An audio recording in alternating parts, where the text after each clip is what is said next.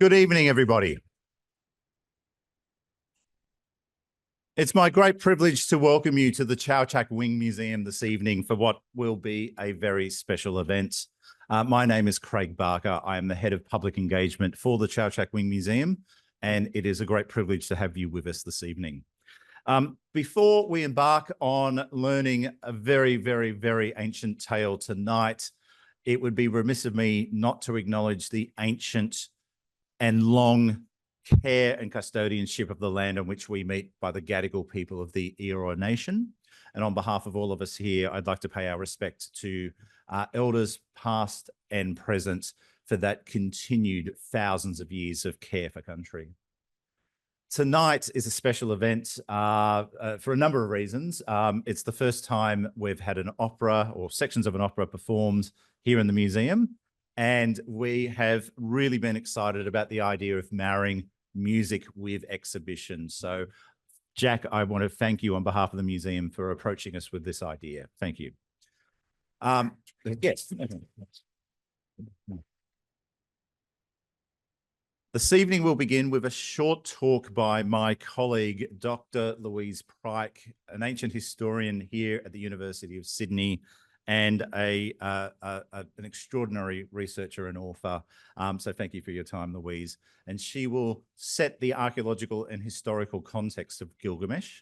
Then Jack will say a few words, and then we get a very, very, very special preview of excerpts from the opera that Jack has composed, which of course will be performed at Carriageworks beginning in September. So can I ask you all to thank Louise and thank Jack. And Louise, I'll hand over to you.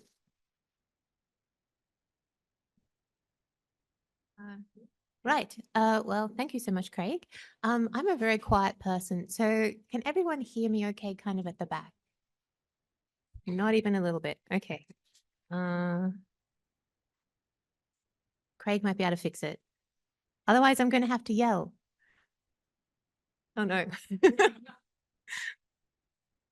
Okay, so I'm still talking and, oh, that's a bit better, isn't it?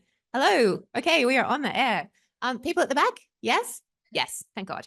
Okay, so hello, I'm Dr. Louise Pryke, and tonight I'm going to be talking to you about Gilgamesh. So it's said that the first opera was written during the Renaissance period in Florence to add music to Greek tragedy and drama. So while the history of opera goes back about 500 years or so, the history of the protagonist of tonight's opera stretches back even further into time.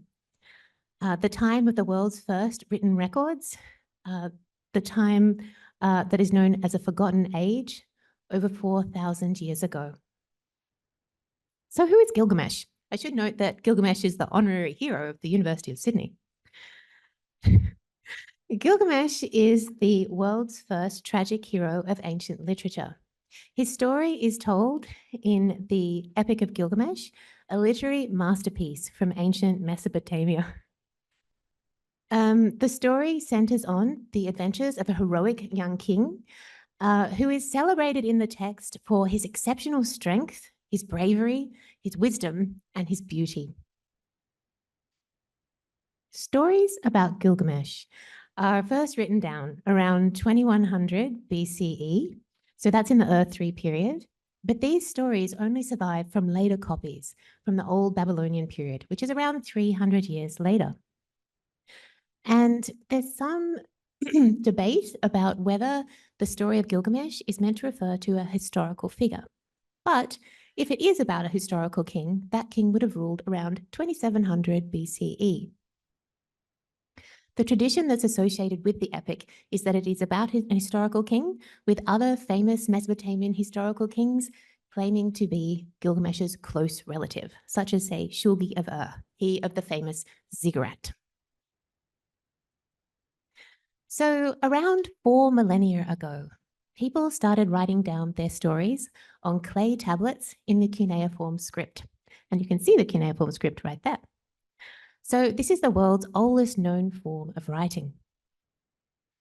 The Gilgamesh epic, written in cuneiform, survives in multiple versions, and these versions are all quite fragmentary. It's estimated that we only have around 80% of the best known version of the Gilgamesh epic, the standard Babylonian version. So the standard Babylonian version was brought together by the priest, scribe, and exorcist Sinleki Unini, who lived around 1250 BCE. Now, Sinleki Unini's name means Sin is the one who accepts a prayer, with Sin here, of course, being the Babylonian moon god, rather than Sin as being something naughty. So, Gilgamesh was wildly famous in the ancient world. The popularity of the story can be seen in how many copies have been found in archaeological sites all over the world, everywhere from Israel to Turkey to Iraq. So, we can say that directly and indirectly, the Epic of Gilgamesh has influenced Western and Eastern thought and identity, everywhere from biblical apocryphal books such as the Book of Giants to Homer's Odyssey to the tales of the Arabian Nights. And of course, most famously, the flood story of Tablet 11 in the Epic of Gilgamesh, bit better, in the Epic of Gilgamesh is thought to have influenced the flood narrative of the biblical book of Genesis. So despite his massive fame in the ancient world, Gilgamesh is mostly unknown in the modern day. This can be probably mostly attributed to the loss of cuneiform written traditions. So for around 2,000 years, cuneiform was the primary language of communication across the ancient Near East, extending even into parts of the Mediterranean. Yet around the 1st century Common Era, the usage of cuneiform ceased entirely. And indeed, people forgot that this was a style of writing at all. It started to be considered to be kind of an artistic decoration. So the awareness of the world's first hero was lost alongside the ability to read the words of his story. In a work of scholarly virtuosity, 19th century scholars were able to decipher the rediscovered cuneiform script. They did this using a kind of Persian Rosetta Stone known as the Behistun Monument, which you can see up there. So as the process of unraveling this complicated cuneiform script was processing, divisions started to arise in the academic community because some scholars believed that the process could never really be successful. They weren't sure that cuneiform was being accurately translated. Some of this controversy came from the extreme intricacy of the cuneiform writing style. Some scholars believed, inaccurately, that the ancient Assyrians could never comprehend such a difficult writing system. In order to solve the controversy, the Royal British Asiatic Society held a kind of cuneiform contest in 1857. So the first thing they did is they found a previously unseen and untranslated inscription, which they then sent to 4 distinguished scholars in complete secrecy. The 4 scholars then privately made their own translations, which they then sent back to a panel. The panel opened the sealed envelopes containing these translations. They compared the translations and found that the similarities between them were sufficiently compelling that they could finally announce cuneiform had been successfully deciphered. So, around the same time in Iraq, tablets of the standard Babylonian version of the Gilgamesh epic were being discovered. These had been lying dormant for over 2,000 years in the ruined library of King Ashurbanipal in his destroyed palace. The fragments of the Gilgamesh epic were taken to the British Museum, where self-taught cuneiform scholar, I can't stress how difficult it would be to teach yourself cuneiform, self-taught scholar George Smith was the first person to decipher cuneiform in the modern day. He was immediately struck by the parallels between the Gilgamesh flood and the biblical flood story. The story is often told, although it's probably apocryphal, that when he realized he was reading a flood story, possibly even more ancient than the biblical one, he got so excited that he pulled off all his clothes and ran around the British Museum naked. In any case, the striking parallels of the Gilgamesh epic with the biblical account gave it international fame and made world headlines at the time of its discovery. And this connection has also shaped the path of cuneiform studies pretty much ever since. So this means that the Gilgamesh epic has really only been returned to modern cultural awareness for around 150 years. And in that 150 years, continually we are finding new fragments of the epic. So this means that our understanding of this story is continually unfolding. So what's it about? What isn't it about? The Gilgamesh story has something for everyone. It's got true love, monsters, natural disasters, sex, cosmic battles, a beer goddess, vengeful deities, a quest for eternal life, and so much more. Yet, despite Gilgamesh's, Gilgamesh is the story of a heroic king who is meant to be 2/3 divine and 1/3 man. Although I should say that in 150 years, no one has ever been able to quite figure out how that maths is meant to work. But Gilgamesh is still a man, he is mortal, and he must try to find some way of coming to terms with his own mortality, but also to find meaning in it. Gilgamesh is able to find two areas of life where meaning and even a type of immortality can be found, and that is in the legacy of shared human endeavors and in the enduring power of epic love. So, in order to prepare us for tonight's opera, I'm going to very quickly summarize what happens in the Gilgamesh epic. Now, why have I chosen this picture here? It's because I'm talking about timing, and this is an Apkallu, which is a kind of supernatural sage, which are often found inscribed on walls of Mesopotamian palaces. And there are some people in the modern day that have started a myth that this gentleman and other people like him are wearing a wristwatch. If you ask the podcaster Joe Rogan, he would say that that is definitely a wristwatch. However, what you're actually looking at is a kind of bracelet with a floret. The floret might symbolize the Mesopotamian goddess of love, Ishtar, who we are going to meet a little bit later on. And it sort of symbolizes divine protection and just general good vibes. It's not a wristwatch. So we start the epic with tablet 1. In tablet 1, we meet Gilgamesh, who is ruling over the city of Uruk like a tyrant. The people go to the gods and complain about their king's fierce arrogance. The gods confer amongst themselves, and then they go and they talk to the mother goddess, Aruru, who created the first humans out of clay. They ask Aruru to create a rival for Gilgamesh, someone to keep him busy. They say, let him be equal to the storm of his heart. Let them rival each other, and so let Uruk be rested.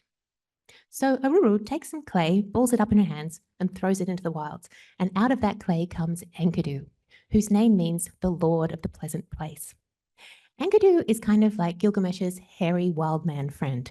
He runs wild with the animals, and he's completely uncivilized. Gilgamesh hears about this wild man and decides that he needs to civilize him. And he does this through the novel means of a week of sex with the beautiful and wise priestess Shamhat. Shamhat's very name in Akkadian comes from Shamahu and suggests extreme beauty and voluptuousness. Now, it was once thought that Shamhat and Enkidu made love for 6 days and 7 nights. However, in 2015, a new fragment was discovered which changed our understanding of this story. It was, which was published in 2018. It turns out that it's actually 2 weeks of sex. And I should say that this is probably the only news about Gilgamesh that has made international headlines in the last 50 years or so. So, Enkidu's marathon of sex with Shamhat has the desired effect. He becomes civilized and alienated from his animal herd. He sits down at the priestess's feet and gazes up at her, admiring her features. Somewhere in their 2 weeks of sex, she's been able to teach him the Babylonian language because he now understands what she has to say to him. And she says to him, "You are wise, Enkidu, and now you have become like a god.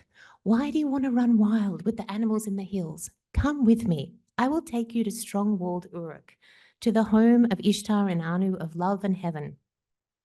There lives Gilgamesh, who is very strong, and like a wild bull, he lords it over men." So Enkidu was very pleased when he heard Shamhat's speech, The text says that he longs for a companion, someone who's going to be able to understand his own heart. And he says to Shamhat, "Come, woman, take me to the holy temple, to the house of Anu and Ishtar, in the place where Gilgamesh lords it over the people. I will challenge him boldly. I will cry out aloud in Uruk, I am the strongest here. I have come to challenge the old order. The one born in the wild is mighty. He has strength."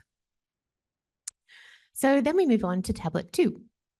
In tablet 2, Shamhat tries to talk Enkidu out of challenging Gilgamesh. She says that he never sleeps by day or night. He is the favorite of the sun god Shamash, and that the gods will warn him of Enkidu's approach. She says that Gilgamesh's strength is far greater than his own. Enkidu doesn't take a lot of notice of this. He gets dressed. Shamhat gives him half of her clothing, and he learns to drink wine and eat bread before departing the wilds for Uruk, where he immediately tracks down Gilgamesh and challenges him. So the text says, "Then mighty Gilgamesh came on, and Enkidu met him at the gate. He put out his foot and prevented Gilgamesh from entering the house, so they grappled, holding each other like bulls. They broke the doorposts and the walls shook. Gilgamesh bent his knee with his foot planted on the ground, and with a turn, Enkidu was thrown. Then immediately his fury died." So after this Mesopotamian version of Brazilian Jiu-Jitsu, Enkidu praises Gilgamesh's mighty strength. They embrace and immediately become best friends. So we move to the next tablet. Hungry for conquest, Gilgamesh suggests that they travel to the faraway forest of cedars, where they can capture and kill the forest guardian Humbaba, who in the Sumerian sources is called Huwawa. So Humbaba is the monstrous but awesome guardian of the cedar forests. He is the owner of a special weapon called the 7 Auras of Terror, which he uses to launch against his enemies and paralyze them with fear. Gilgamesh and Enkidu arrive in the forest, and there's a lovely scene where they get there and they just admire the beauty of the trees for a little bit. But then they enter the forest and they hear Humbaba bellowing. Enkidu starts to panic. He says that he can feel his arm growing stiff, possibly the influence of the 7 Auras of Terror. Gilgamesh encourages his friend by calling him a weakling and saying, "Forget death and seek life." That's Humbaba there. So Gilgamesh and Humbaba have such an epic battle that it actually rips the nearby mountain range in half. But Gilgamesh is able to subdue Humbaba and take him prisoner. But Humbaba begins to curse them. He prays that neither of them grow old. The final curse is that nobody but Gilgamesh will bury Enkidu, with the implication being that the orphan Enkidu will never have a family of his own. The curses worry Enkidu, and he tells Gilgamesh to hurry up and kill Humbaba before more curses can come out of him.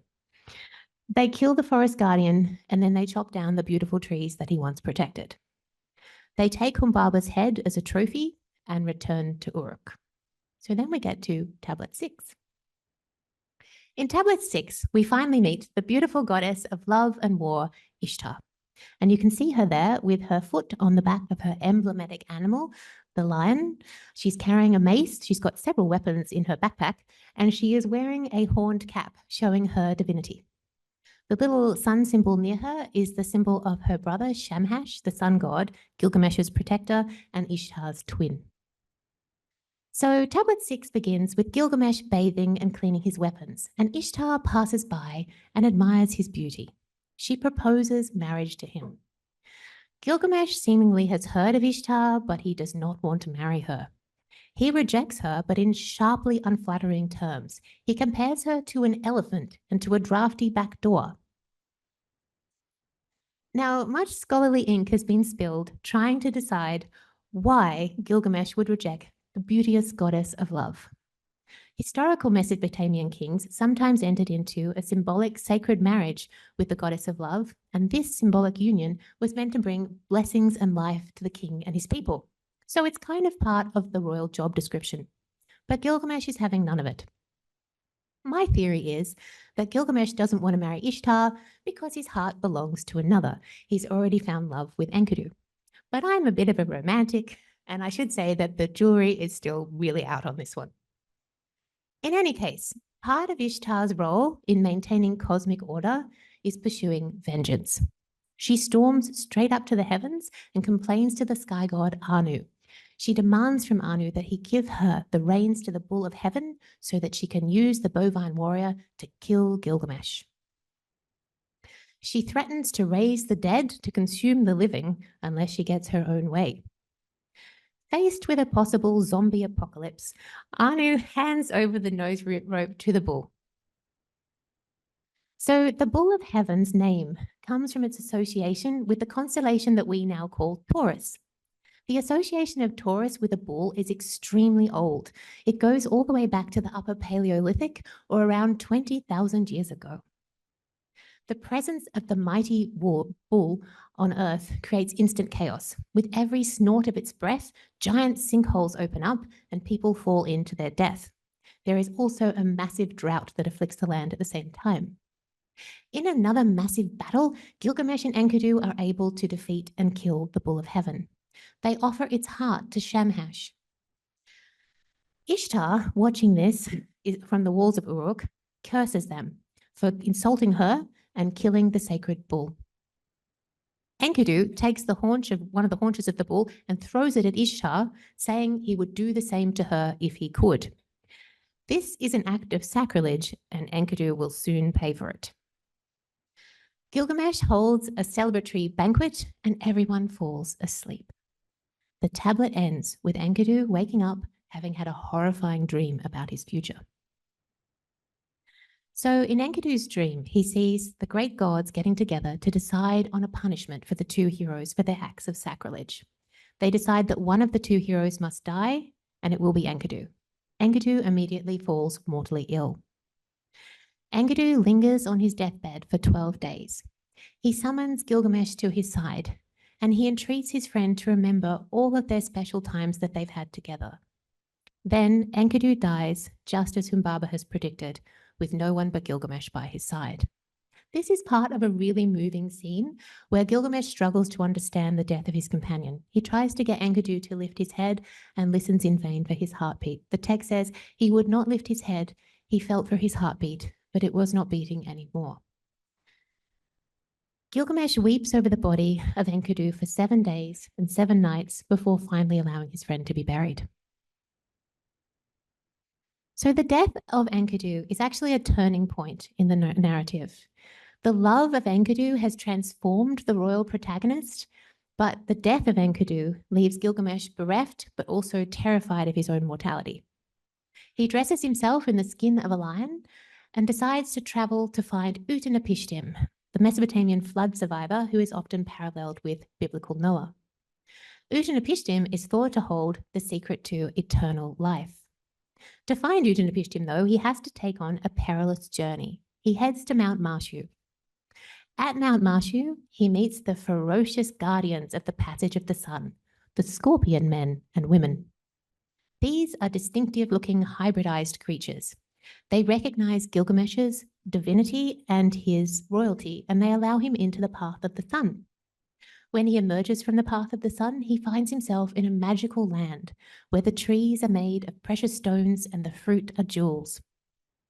With the help of Suduri, the mysterious goddess of beer and wisdom, and also Urshanabi, the boatman, and his men made of stone, he's able to cross the perilous waters of death, where finally he meets Utanapishtim, the faraway. He immediately asks Utanapishtim for the secret to eternal life. In one of world literature's earliest anticlimaxes, Utanapishtim immediately tells him that he doesn't have it. He says that he was granted immortality by the gods as a reward for surviving the Great Flood. But because the gods have promised that they will never flood the world in the same way again, no one can follow his path to immortality. So this is kind of good news for the rest of humanity, but a bit of a letdown for our hero. As a kind of consolation prize, Utanapishtim offers Gilgamesh the secret of renewed youth, the Armadinu plant or heartbeat plant, which is located right at the very depths of the ocean. Gilgamesh, he able to invent deep sea diving to travel down to the bottom of the ocean in order to retrieve the plant. Once he gets back onto dry land, though, it's stolen from him by a snake before he's able to eat it. The snake eats the herb, which then it sheds its skin, seemingly becoming young again. And this is an etymological story for why snakes shed their skin, which had wide currency in the ancient world. So the story ends with Gilgamesh returning to Uruk and admiring its strong walls. So from this super brief summary, hopefully it's very clear that love is a central theme of the epic. A lot of scholarship has been dedicated to understanding the nature of the love between Gilgamesh and Enkidu, and particularly whether that relationship had a sexual element. It's now largely accepted that Gilgamesh and Enkidu are sexual partners, at least in some versions. But the bond between Gilgamesh and Enkidu involves more than just a physical sexual bond. The love between the two heroes involves many different kinds of love. The epic explains their relationship using imagery from brotherhood to friendship to marriage to even widowhood at Enkidu's death. The relationship between the two heroes transforms them both and endures after death, giving their love a kind of immortality. So in conclusion, the study of cuneiform has changed a lot since the 1850s. In the modern day, the world's oldest known form of writing is now being deciphered using some of the world's newest technology, artificial intelligence. Among many projects, the Fragmentarium project is using sophisticated algorithms in order to find which texts from this ancient epic belong to one another. It's been over 4,000 years since humans started writing down their stories on clay tablets in the cuneiform script, and the world has changed dramatically.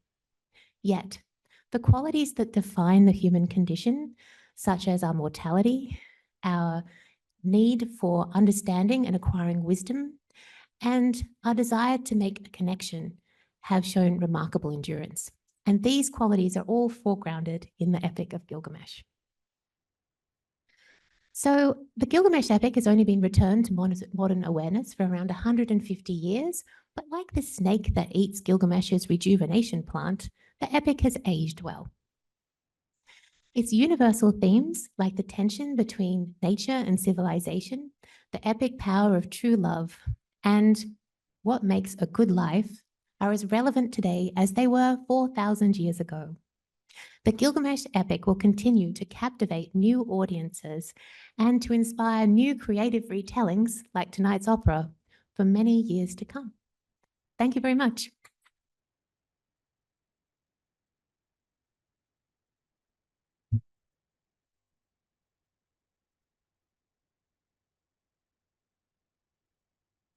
Thank you very much, Louise.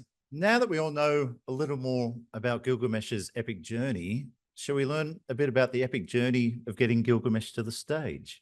It's my great privilege to welcome to the lectern composer, conductor, pianist, and artistic director of Sydney Chamber Opera, Jack Symonds, who has created tonight's piece.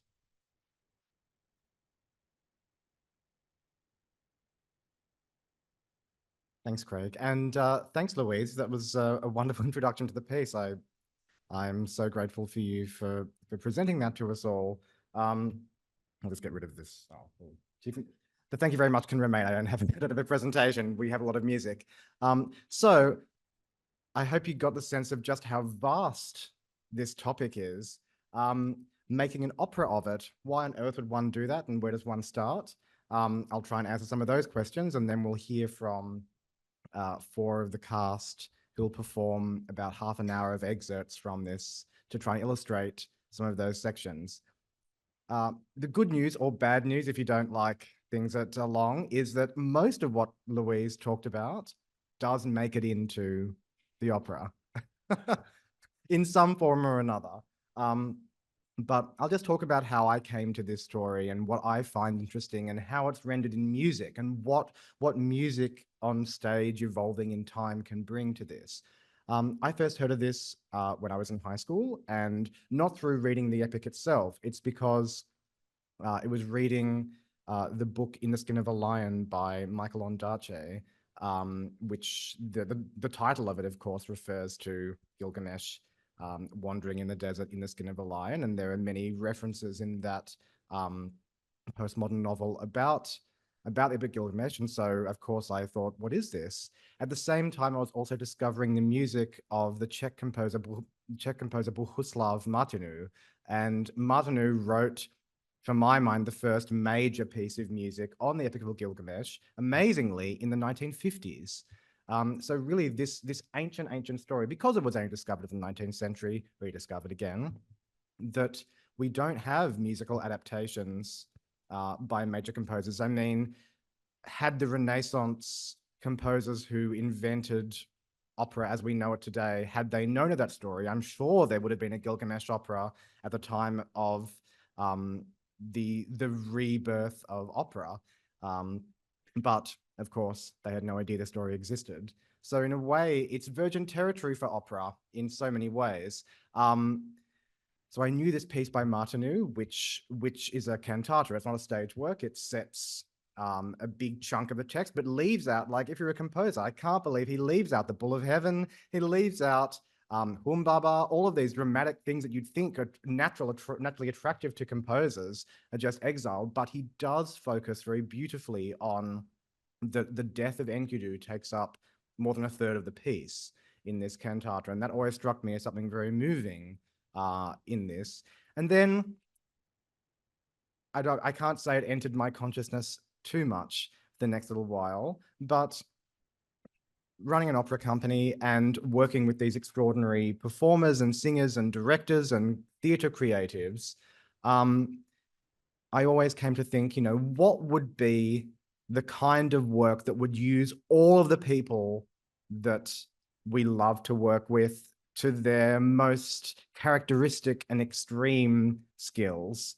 And in talking to my great friend Lewis Garrick, who co-founded Sydney Chamber Opera with me and was artistic director until 2014, who is now a writer who lives in Berlin, and he will be out for the show, but he's not here tonight.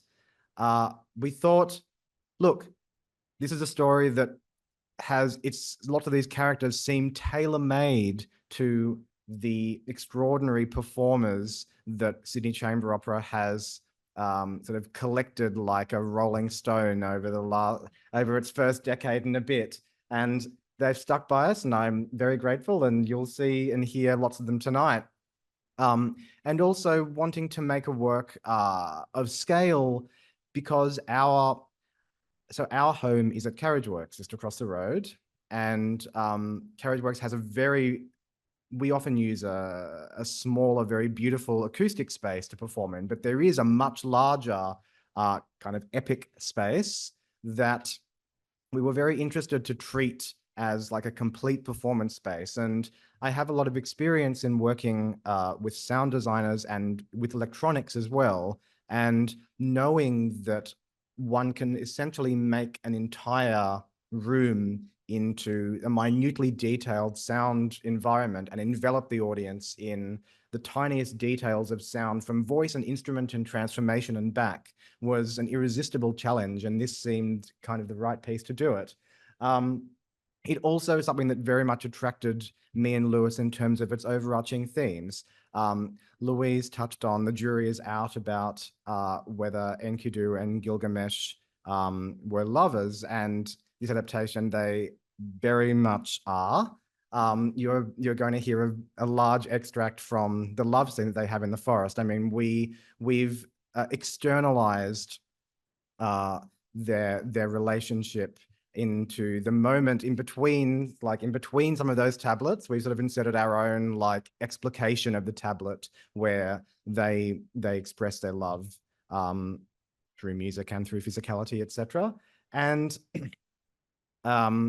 also the idea of the environmentalism of the overarching idea of this piece was very important. The idea that by chopping down the forest to make a city, which in previous generations would have been a very positive thing, in an industrialized world, that's progress. But the fact is, in the whole story and feeling of this opera, that is the beginning of Enkidu and Gilgamesh's downfall, seems something that's it's quite a poignant thing to think about as we think about just how nature is despoiled. And not to give anything away, but that is a very large part of the staging of this piece.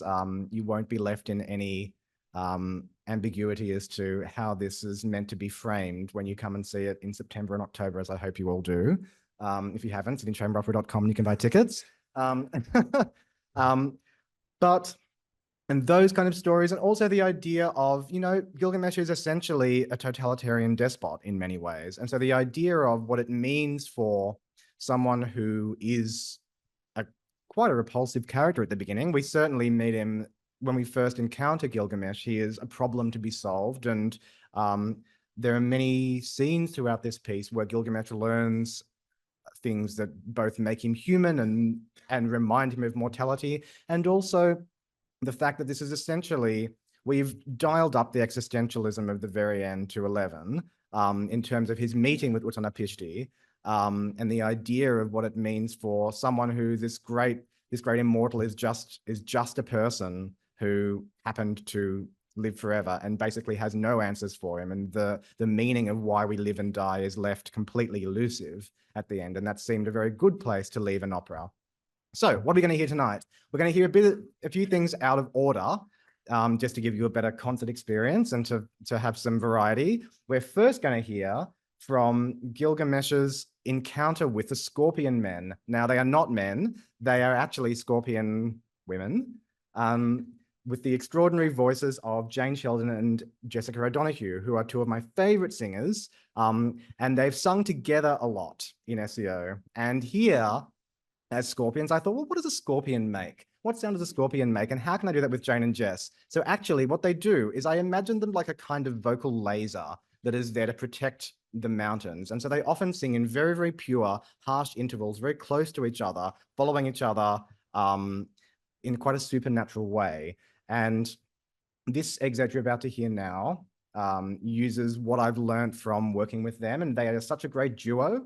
We're going to hear Gilgamesh wandering in the desert, encountering the scorpions, and then praying for the sun to rise as our first excerpt. And Gilgamesh was written for the amazing baritone Jeremy Kleeman, who can do everything, and you're about to hear him do a whole lot. So our first excerpt, wandering the desert, scorpion men, praying for the sun to rise. Enjoy. Thanks, guys. That was a joy to write for them.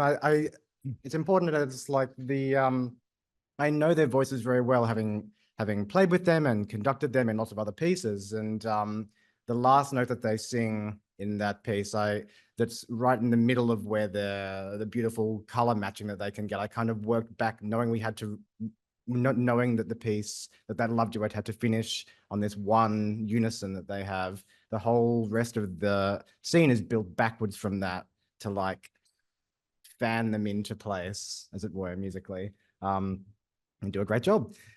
Next, we're going to hear a very different kind of music, which is the first time we meet Ishtar. Not in the opera, but the first time tonight you'll meet Ishtar, who I couldn't resist writing for one of my other favorite people, Jane Sheldon, who's done everything you can imagine at SEO. She's done the purest, most angelic kind of ethereal roles to the grittiest, harshest sounds, often not even involving singing at all, but exploring all the inner workings of the breath in the mouth. And I wanted to give her something that would be all of those roles in one. And the goddess Ishtar seemed like nothing else would do, really. This scene, we're about to see where Ishtar proposes marriage to Gilgamesh. She starts out trying to seduce him. And this is one of the parts of the text that we kept quite close to many of the translations, the original, talking about laden donkeys and oxen that will have triplets and things. It's very odd imagery to try and seduce Gilgamesh, and we can revel in that. And he rejects her quite forcefully, and she has what can only be described as an epic tantrum, and calls down the bull of heaven. We will stop at that point when she calls down the bull of heaven, because after that is something that I've invented for Jane, which I've called the Jane wail, which is I've described as a half-sung, half-screen half sung, half screamed, continuous ribbon of sound capable of being at every dynamic and every register in permanent glissando. We won't hear that tonight. Have to come to the show to hear that. Trust me, you won't want to hear it in this space. But we will hear the beginning of that tantrum. So initially trying to seduce, she's appeared to Gilgamesh for the first time. He's dazzled by the appearance of this goddess before him, but he doesn't like the marriage proposal. Where does one go to from there? And I guess a sense of the eternal after that rage-filled little aria. Jess's last role is as the oracle Utnapishti, who is, of course, just a mortal anticlimactic human. Why would you end an opera in anticlimax? I guess it's not an anticlimax in the spiritual sense or in the existential sense. I mean, the idea that there are no answers to life and death is actually quite a profound one in which to end such an enormous journey. And here we are about to hear Utnapishti in the very final scene of the opera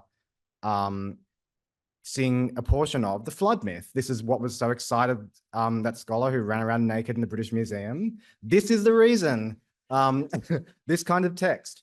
And again, knowing Jess's range and control in certain parts, and like the imagining Utnapishti as this kind of, I guess, kind of post-gender person. I mean, if you live forever, what happens to you? You just stand on an island singing forever. One of the big challenges, and probably the